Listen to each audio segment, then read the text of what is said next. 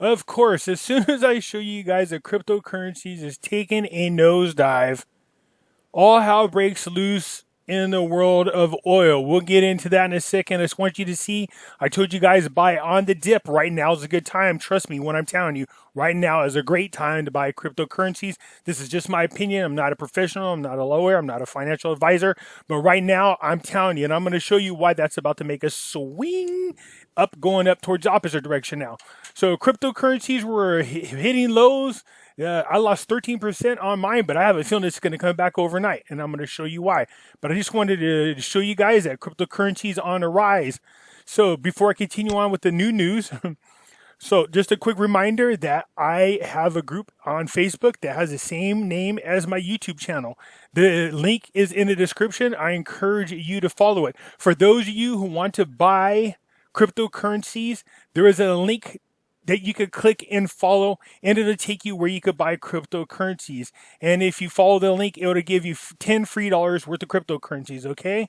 So again, Pimpy's investment chat. I encourage you guys to come into here.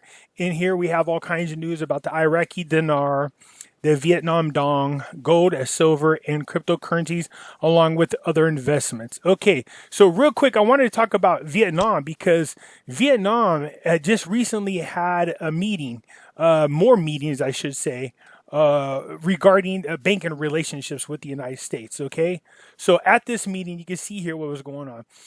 I have a feeling. See, Vietnam has their shit together. They have their ducks in a row way more than Iraq does, okay?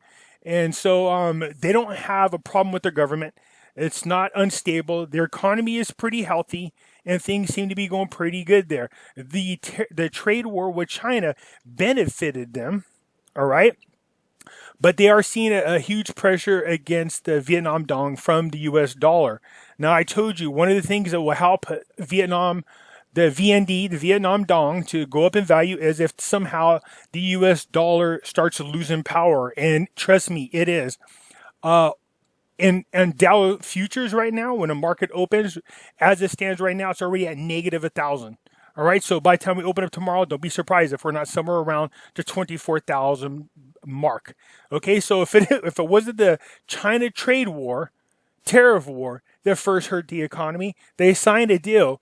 Coronavirus comes along, and it's affecting the economies around the world. And now this other thing that's coming on, I'm gonna get into that. But anyways, so Vietnam had a meeting with the USABC. Okay, so basically what they're doing is Vietnam is ready to really take a more active role on the international scene. They want to start doing businesses. More business with other businesses in the United States. That's what this meeting is about. How could Vietnam in the United States expand their business relationships with one another?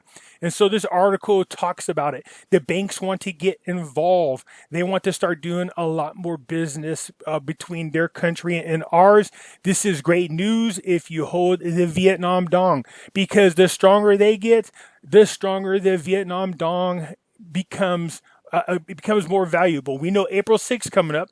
Now, April 6th doesn't guarantee that magically all the currencies are going to happen right then and there. There's a good reason to believe that it might happen before, but there's no indication that there's going to be immediate penalties if these guys don't change their currency on April 6th. For those of you who don't know what's going on, April 6th is the new Trump policies are being implemented that if any country is found manipulating their currencies, there's additional tariff and penalties and sanctions put on them. And Vietnam was red hot on their list, all right? So they seem to be getting their ducks in a row. Anyways, so this meeting is how they could do more business with the United States. They want to start becoming more active with the United States. This is good. This is what we want. And it goes on. The article does go on here to be pointed out. Look at. I'm going to show you who they had there. So they had the Banking Supervision Agency, the Payment Department, the Monetary Policy Department, the Forex Management Department, Department of Legal Affairs, and the Credit Department and the IT Department were all there. So we also had representatives from Visa, Citibank, Amazon Web Services, and the U.S. Embassy inside Vietnam. So this is good. Vietnam is ready to expand outside of their boundaries. They're wanting to expand to become more of a player in the international field.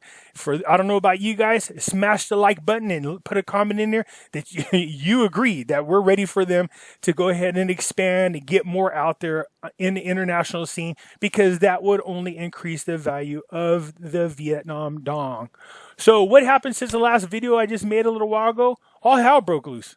Man, Jesus Christ. OPEC deal collapsed. So they're threatening $20 a barrel for oil. So this is a war between Saudi Arabia and Russia as far as energy is concerned. Putin sparked the oil war. So first we went from having a trade war with China to then we have the coronavirus that we're still dealing with, and now this oil war is now starting. Well, we'll see how long it lasts, but instantaneously the price of oil dropped 30%, okay? I mean, 21%, I want to say. Just within the last couple hours, it dropped 21%. So what does this do for the Iraqi people? This just kills them. This kills them, because I told you, we talked about this, and I said this so many times in my videos. If you follow my videos, I said this several times. Iraq is so dependent on their oil that if any major event came along and messed that up, it would affect their entire economy. Well, lo and behold, there's now an oil war taking place. So OPEC deal collapsed. They refused to reduce the the amount of oil production and have the value of their oil go up. I'm going to leave the link in this because you can see right here. So with previous agreed OPEC plus production cuts expiring at the end of March, Saudi Arabia and Russia can theoretically pump as much crude as they want. If they do this, it affects those countries who rely on the oil prices, okay? Just think about supply and demand. If they are allowed to pump as much as they want, well, heck, they're just going to become competitive. They're going to pump out as much oil as possible, and they're going to try to undersell each other by giving the lowest values out there. Now, that benefits us gas-wise, because if oil prices are cheap, guess what? So is gas prices, unless you live in California, okay? Damn democratically controlled California. We got gas taxes here. Yeah, I pick on the Democrats a lot. And for those of you who don't know, I used to be a Democratic strategist for a couple of years. Yeah, I could complain about my own political party. Right now, I'm an independent. So anyways, this is just amazing. I just barely finished the other video and then went over here and saw that. Look at this. Look at right here. Dow, look it up here. Dow futures tumbled more than 1,000 points. 1,000 points amongst the oil price war. So when we open up tomorrow, real quick, let's look where the Dow is. So the Dow's at 25,864. So that's the Dow futures. That means tomorrow we're probably going to be opening it up, somewhere around 24,400. So this has nothing to do with Trump's economy. This has nothing to do with Trump at all. So the trade war benefited us. Our economy was still thriving under it. Coronavirus came along, a chomp at the economy. It started to hit us. All right. And now there's oil war. This has nothing to do with us. Now, here's the beneficial thing about Trump. Trump has made us now the world's #1 energy exporter. We can benefit from this. That means that'll help our oil production out. But right now, what's happening is our dollar is going to start getting weaker if our economy doesn't correct itself. And for those of you out there who don't know this, if the dollar weakens, that means other currencies will strengthen against the U.S. dollar, including the Vietnam dong. Iraq, man, they need to do something about themselves. They need to go. The United Nations needs to let Iraq lift off the sanctions. They need to let them deal internationally. They have to let those sanctions go and move from Chapter 7 into Chapter 8.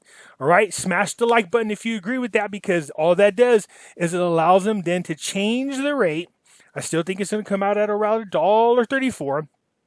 This allows Iraq's economy to go ahead and start being competitive, to start bringing out outside investors. And right now, this world could use a little stimulation economy-wise, all right? So I'm going to be curious to see where the market opens up tomorrow. Man, we might be looking at, and maybe Jeff got this right. We might see a 20,000 dollar or 20,000 point Dow at this pace between coronavirus and oil wars. Good Lord, man, where are we going? All right. So tomorrow, I expect to see a huge drop in the Dow. And because of that, we're seeing cryptocurrencies fly up now. All right. I told you guys, buy it on the dip. Right now is a great time. It's just my opinion. If you haven't bought any, right now is a great time. Look, you can buy XRP as 20 cents. Well, it's almost 21 cents. That's ridiculous. All right. That means you can get, what is that? 4.5 cryptocurrencies for every dollar. All right. So if you got, freaking $100 worth of discretionary money, by all means, pump it in there because it's only going to go up. All right. This is just my opinion. I'm not a financial advisor. All right. But more importantly, gold and silver are really going to fly. All right. So keep an eye on the market. I just wanted to lay this on you. I was going to talk about Vietnam. Had a couple of other articles. They were just small, not big, but all of them were saying the same thing. And that is Vietnam is starting to become an economical power a little bit. They're dealing with the BIS. They are dealing with the United States. They want to expand more internationally. And we know that they have been invited to be more of a partner on the World Trade Organization. So this is good, but this is bad what's happening for Iraq. But this might be the thing that triggers the rate change. All right. So keep your fingers crossed. Smash the like button. Leave a comment. Let me know what you think. Have a good evening.